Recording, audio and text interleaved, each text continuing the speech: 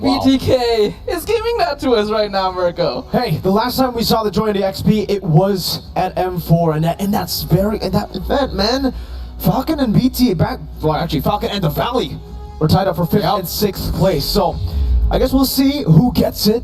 Who gets the knockout stage first? If it's gonna be BTK Fried Chicken, this is literally the M4 throwback. It's Vengeance Joy XP.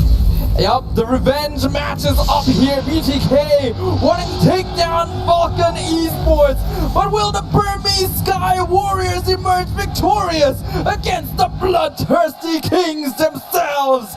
Let us find out as we jump into the land of Dawn. I don't know if we're casting from Malaysia or Myanmar right now, man, because the Falcon fans in the building, they're going crazy.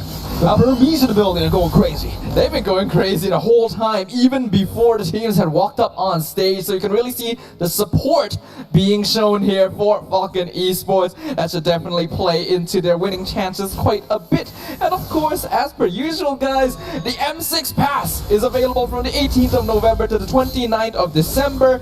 Make sure to complete all active tasks during the event to reach level 75 for free and get amazing rewards, including Claude's Battle Emote, Baxia's Battle Emote, special skin Baxia Dauntless Shield, as well as several other things like Claude's M6 exclusive skin, Challenger Spark. Ooh, or the Prime skin, man. My personal favorite from that pass is definitely the Prime skin, Cosmic Blaze. We haven't seen it just yet in the M6 Swiss stage. Maybe it's still just not the best pick to go for when there's a Granger, when there's Bruno. And on the note of the Bruno, this ain't a random Bruno. You know, this is Benny on the Bruno.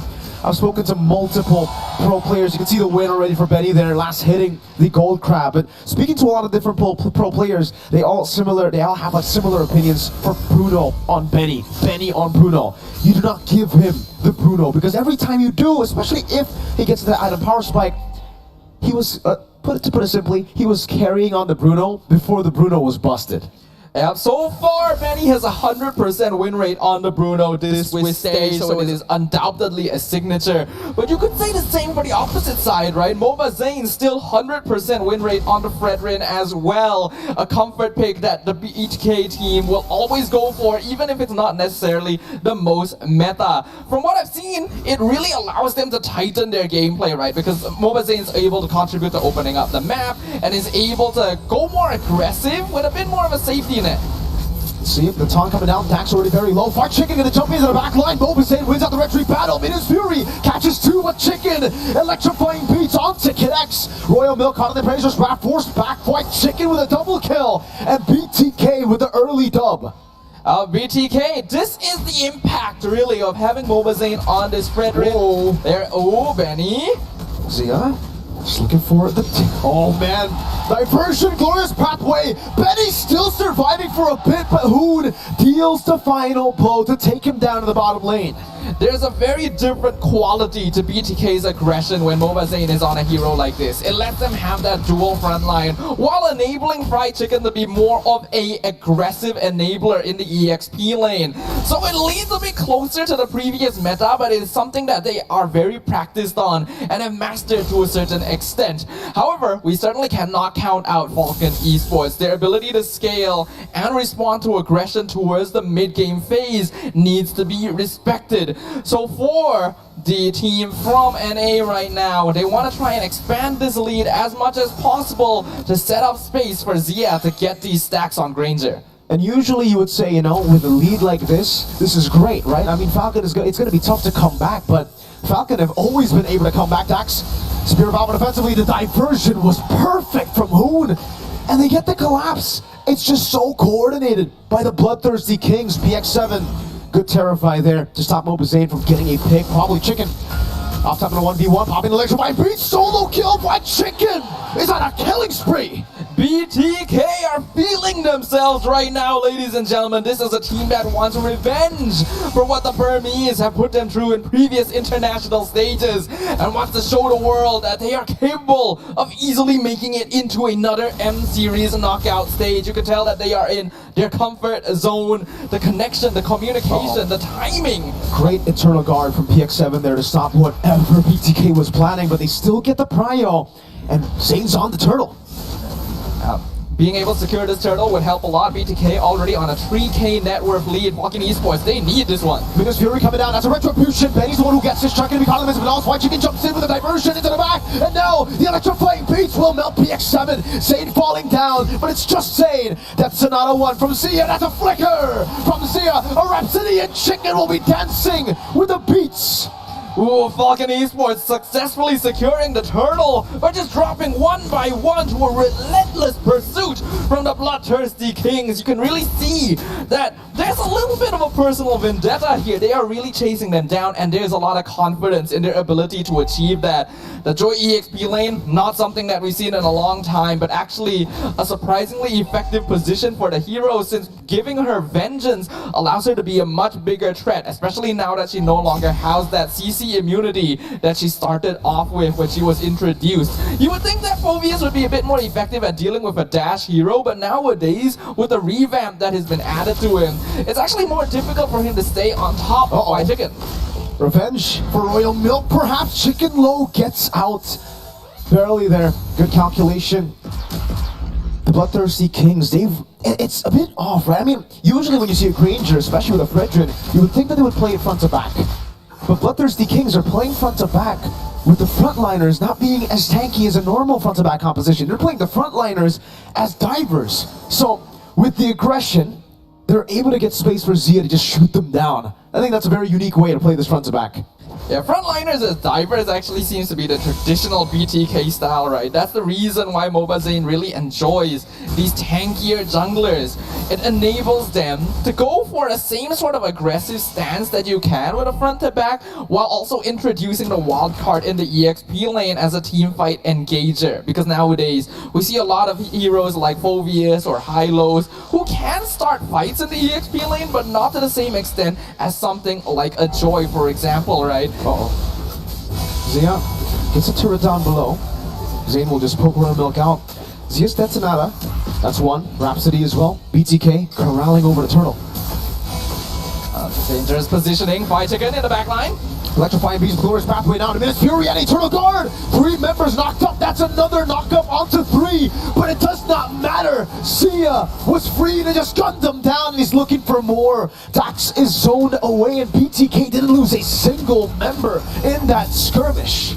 Yeah, unfortunately in the current meta, we are seeing more classic tank heroes like the Minotaur not having as much of an effect as it used to compared to before. It's just not tanky enough after the more recent nerfs, the HP across the board, and Minotaur not really being that tanky in the first place. Bloodthirsty Kings are just basically surviving all of the initial engagements and then turning it around on Falcon once they've run out of cooldowns. Now they're rotating up top. The siege from BTK continues. 3 turtles, a 7,000 gold lead at 7 minutes. So far, the Bloodthirsty Kings have been able to actually get Zia into a spot where he's literally just snowballing. And we know the Granger is already a threat, right? I mean, if you're not snowballing, if you're just equally trading and equally scaling with the Granger, stacking up is already going to be a big problem. But now that Zia's 3 kills ahead, and he has so much farm on his name, I wonder how many stacks he has, right? And if it's enough already to get to technically that mid-game, or sorry, late-game power spike for Zia, even though we're in the mid-game. I don't think it's quite to the late game power spike yet, but he has definitely started to overcome the mid game power spike for Granger, right? So this is a very comfortable position for BTK to be in. Falcon does still have the Bruno, but hold on. Good punishment of vengeance is right there. White Chicken will still be able to survive, and actually now the number Spear of Alpha, but Dax falls. It's a shutdown. Oh, Betty barely flickering out, almost getting caught by a very low Fredrin's Appraiser's Wrath. Still though, 3 for 1. Chicken dies. It's a shutdown. But it's not enough to really get a dub here in terms of trades, and there we have it, 528 stacks at 8 minutes. Yeah, definitely past the mid-game power spike now. Zia in a very, very comfortable position. And we've already mentioned this beforehand, right? When you're up against a Bruno, your goal is to end the game before the 15-16 minute mark. BTK definitely on that track right now. In fact, it's a 9K goal lead in 9 minutes. 14 kills, only 2 Falcon Esports has a draft that's okay at scaling into the late game, but they're so behind at this point. It is going to take them a miracle to be able to turn things around against BTK, and they're just continuing the pressure. A full crush connects. Will fall chicken dancing in the back. Bendy will be able to kite away. That's Sonata, not close enough. Royal Milk body blocking the shots from Zia. They get another kill over. It's Dax and Kid X for Fried Chicken. Oh boy, we are seeing the reason why teams are banning this Fredrin. Oh, Skypiercer. Oh, yep, there it is. I really like this timing as well. We saw previously the Granger being played, I believe, by Twisted Minds, going for the Skypiercer very early on to try and build stacks, but this is a better timing where Zia is already in a position to be able to get those stacks easily. The first Lord pushing up top lane usually doesn't do all that much damage, but with the amount of advantage that BTK have under their belt right now, Falcon Esports, their counter engage is not bad, but they're simply not able to dish out enough damage to actually be a threat to BTK. They cannot even survive the initial burst, not to mention deal with Mobazane. They were slow pushing up top. Oh my god, last shot! Oh, who gets him with a lethal ignition? Zia constantly just poking him down. Dax in the mid lane, clearing out the way. The Lord has dealt with one.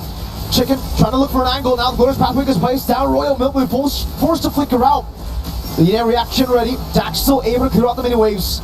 Lord taken down up top. And Falcon half defended. But BTK with the first Lord are able to crack a base turret open, and they're looking for more in mid lane. Yeah, the higher your lead is with the first Lord, the more damage you can do, and even Fried Chicken being teleported in. With a diversion, our Vengeance as well gets knocked out with Tremendous Fury, and Chicken should die. Sane don't miss him at all, still able to survive. Dashes out to safety, and Zia guns him down. One last Death Sonata earlier. 3-4-1 trade. Who looking for White Chicken? And now it's going to be Betty cut down again. Zia with a Skypiercer. 11 minutes, and BTK take game one. Living up to their name, BTK is bloodthirsty for revenge, and they run down Falcon Esports without a shred of mercy. They said they were out for vengeance. They said they were out for payback, and they're showing the world what that payback looks like. A very quick and easy